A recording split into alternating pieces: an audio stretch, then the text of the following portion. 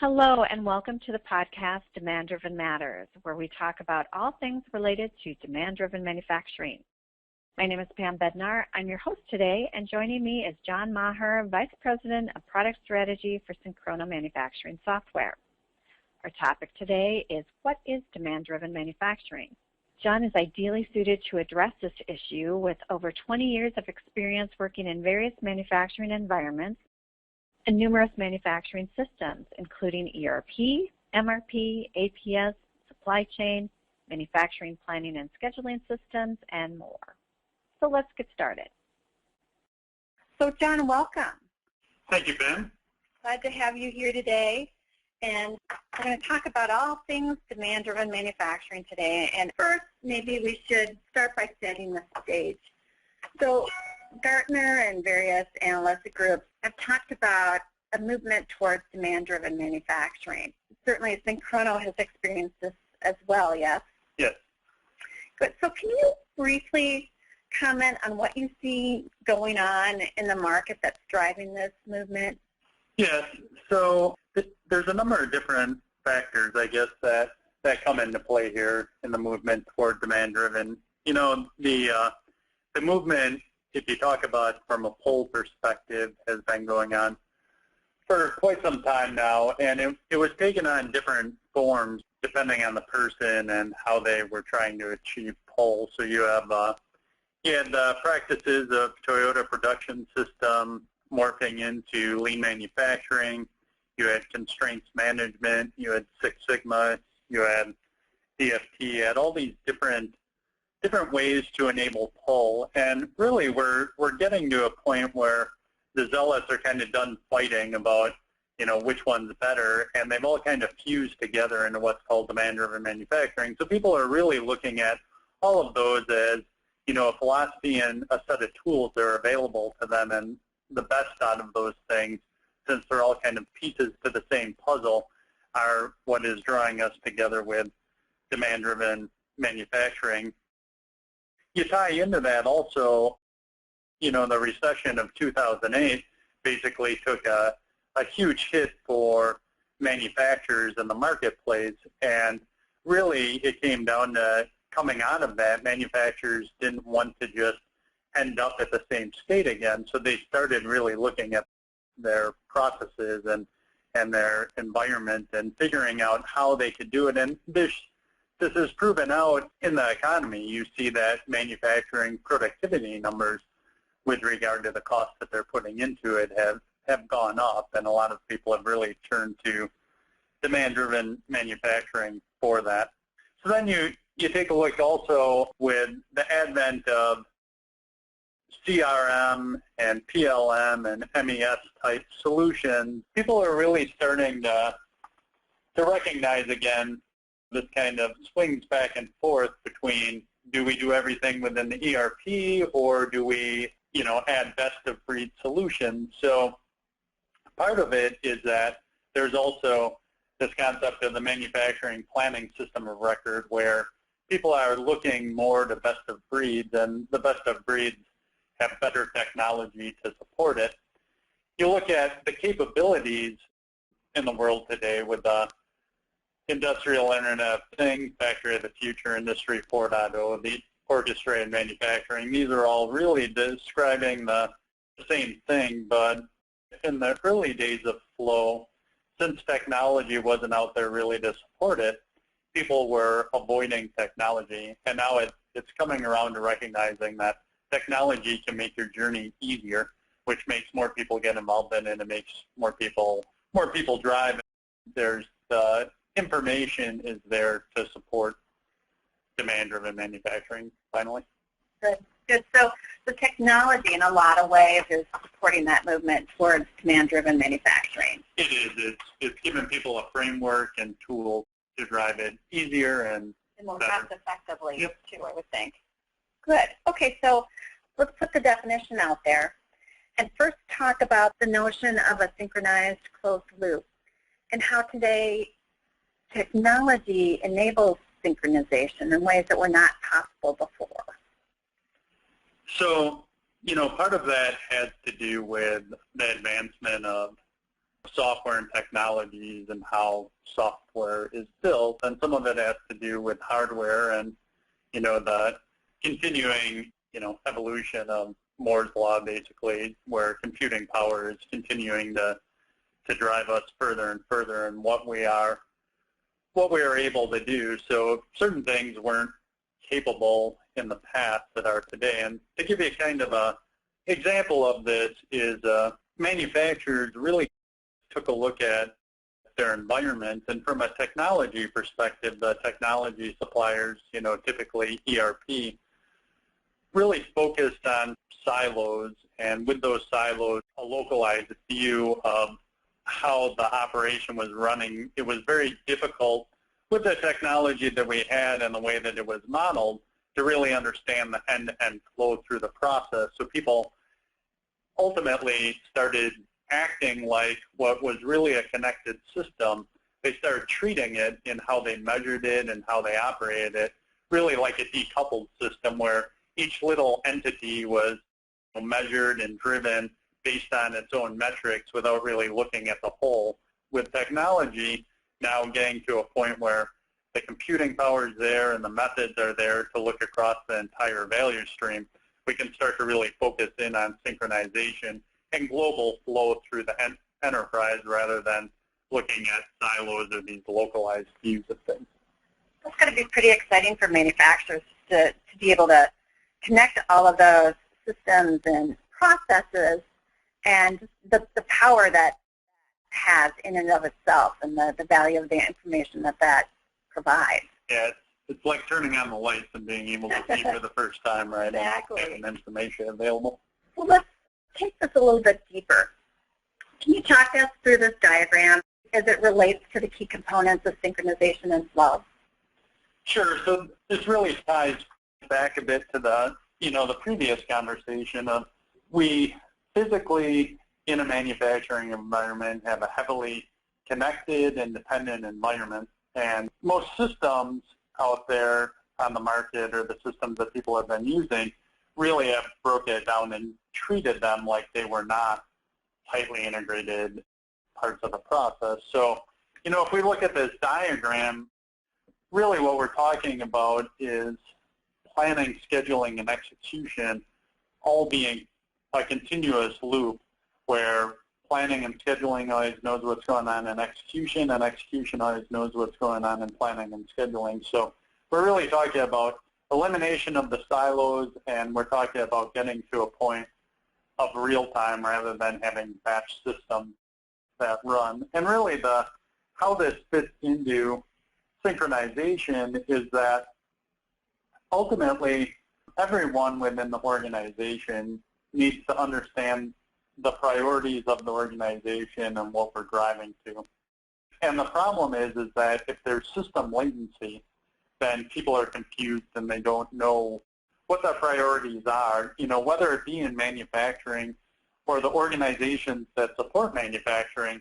If everyone's not on the same page, synchronization and flow can't be achieved. So the systems really have to get to a point where they stop trying to overly simplify the process through this decoupling and siloization. It's really going back to recognizing it's interconnected and using the speed and capabilities of software today to drive that through. That makes a lot of sense. So John, you mentioned earlier planning system of record and the notion that a planning system of record would integrate with an ERP. Is that what we're seeing here? We definitely are.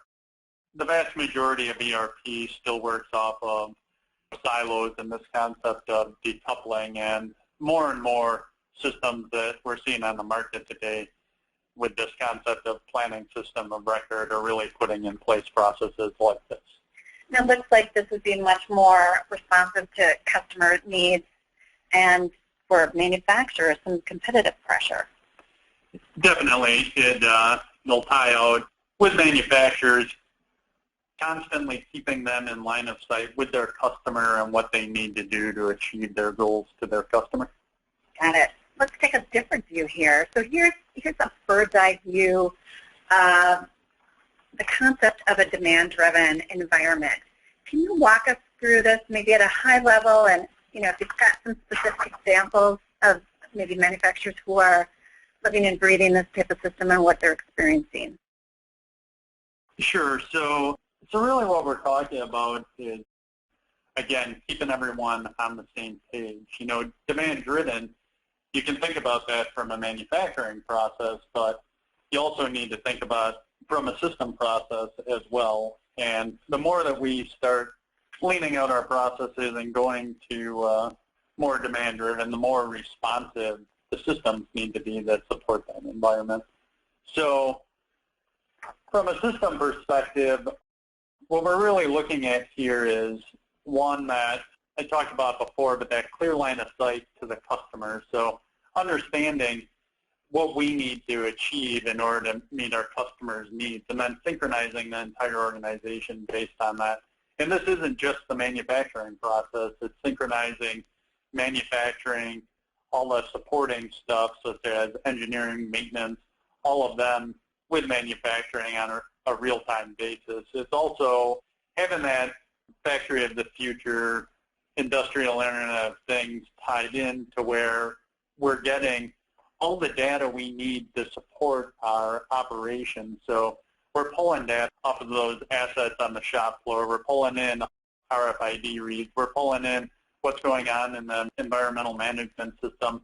We're connected to our different business apps and pulling out the relevant data out of that. We're contextualizing all of that and historizing it so that it can be exposed as information to the rest of the organization on a real-time basis. And really what we're driving at here is having quicker feedback loops on what's going on in the system and how we need to respond to it to get the most out of the system, extending that feedback loop to our suppliers and our business partners so that they have a good understanding of what we're trying to do and are synchronized with what we're trying to do.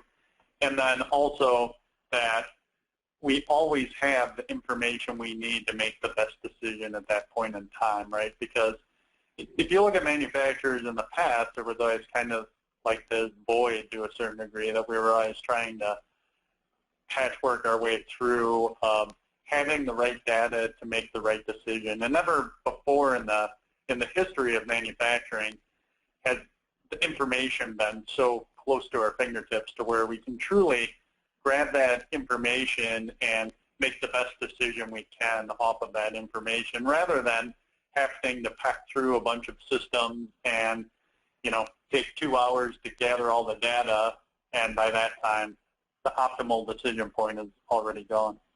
That's pretty exciting. So the ability to make those instant decisions based on what's going on the plant floor and or, what may be impacting customer demand. What about the notion of having more detailed information to drive continuous improvement? Right. So the exciting thing about, having the connected factory is that we're getting this underlying, low-level data. It's all being collected, contextualized, and historized. And the data itself is being kind of liberated where it used to just be pockets of the enterprise that had this data for themselves to use, whether it be on separate databases or Excel spreadsheets or whatever. And it's really liberating that data so that everyone has the ability to use it. And that same base level data that's supporting all these other activities within the organization is also being collected so that from a continuous improvement process, when we recognize that a certain thing is limiting our ability to flow and synchronize the organization, we can hit it and drill as deep as we need to come out with what's causing that problem and resolve it. So John, would there be an application here for identifying quality issues before it becomes a big problem to flow? Right. So some of the interesting things going on in the marketplace, and this falls into what people would call big data along with industrial Internet of Things, is that we can start getting into, with all this data, we can start getting into predictive analytics, and we can start taking a look at stuff like what's the environmental management system telling us, what's the machine telling us, and if certain variables end up at a certain crossroads, firing off an instant alert telling engineering that there's going to be a problem, right? And for stuff like, say, a long-run batch, we have customers who put stuff in an autoclave for 12 hours to bake and basically had no idea about whether or not those parts were going to be good or not until after the 12-hour run. By having connectivity into what's going on with those parts for that full 12-hour bake and using that real-time data draw, we can basically figure out if we're going to have a problem with a part, maybe 3 hours into the bake, and have that next part, you know, the replacement part, queued up for it when that clave opens so that we lose less time. It's all about removing that latency from the process and giving us the data to support the information. It's all about real-time information, isn't it? Okay, so let's change channels a bit. So John, demand-driven manufacturing is often associated with some of these familiar methodologies, lean manufacturing, theory of constraints, and Six Sigma. How do you differentiate demand-driven manufacturing from these other concepts? I think if I look at, you know, over my history in the manufacturing industry, part of the issue is that back in the 90s, early 2000s, these were seen as like competing processes or philosophies, right? And there was battle amongst what I would call the zealots about which one's, you know, the right way to do it. And that causes a fair amount of confusion in the marketplace. You know, if you're a business owner and you're looking to figure out how to dramatically change your organization, it creates a lot of confusion over, you know, which one of these methodologies do you choose. And there was more and more recognition of the similarities as opposed to the differences. And as they continue to evolve, people started understanding how these were pieces to the same puzzle, how they could connect. And really what demand-driven manufacturing is to me is it's not so much differentiated from these, but it's basically like a fusion of all of these solutions, taking the best from all of them. And, you know, I think it's a real benefit to the manufacturing environment to go from having these things that were seen as competing philosophies to really having the best of those methodologies fused together under one umbrella that we call demand-driven manufacturing. Great, thanks. And I think you've written some blogs about how lean. Sure. If you take a look at our Demand-Driven Matters blog, they're the sandpaper blogs. Right. And then you can take a look. Yeah, you know, I think that blog series eloquently describes what manufacturing methodology is right for which situations, something that our listeners may want to check out at demanddrivenmatters.com. Okay, so let's move on and talk a little bit about demand-driven manufacturing and innovation. So John, in an earlier slide, we attributed the concepts of factory of the future, the Internet of Things, and 4.0 to driving some of the movement towards demand-driven manufacturing. So how does demand-driven manufacturing enable some of these initiatives? Yeah, so it's interesting. One thing I'd like to talk about here is, you know, this is kind of like a positive spiral, right? Because the technology is enabling demand-driven, and demand-driven is driving the technology to get better. So they both kind of have this recurring spiral in a positive direction. But basically, the way that I look at this and the way that I've seen it played out over time is that the more that people leaned out their environment, the bigger the demands were on their system, on their technology, right? The more you lean out your system, the more onus there is on not having hiccups and the more responsibility people have. You know, we have a capital equipment manufacturer who's a customer of ours out of Kansas, and I was talking to one of their plant managers. He was talking about the concept of flow and demand-driven, and prior to going on to demand-driven, they were in more of a push environment where you could see piles of inventory everywhere. A lot of people get concerned about, if you remove those piles of inventory, will the employees start slowing down their process because they don't have the pressure of that pile of work. And he kind of flipped that on its head, and he said, when you go to demand-driven and flow, there's even more responsibility of people, because if they don't get through the work and move it on to the next operation, that next operation will starve of work, right? So if you take a look at this in the broader sense, the organization as a whole, the more you get towards demand-driven and flow, the less you can have that variability or have issues pop up, breaks in either the process or the data itself. So these things are really driving the systems to be more responsive, more real-time, to give people the data and the information that they need. And again, this is not just manufacturing, it's broadened out to the rest of the organization so that everyone is working to make sure that the information is there when it's needed, right? So that's really pushed the technology to evolve and get to a point where you can have a system that's customer-focused, that's connected, tying in people, machines, and other systems, and that's giving out real-time visualizations and information. And where it really flows into demand-driven and creates this positive loop is when you take this technology and then go into a company that's early in its demand-driven or lean process. Now the technology is there and helps them get through the process quicker, more efficiently, more cost-effectively, and lets them really extend where they can get to because the backbone's there, right? Right.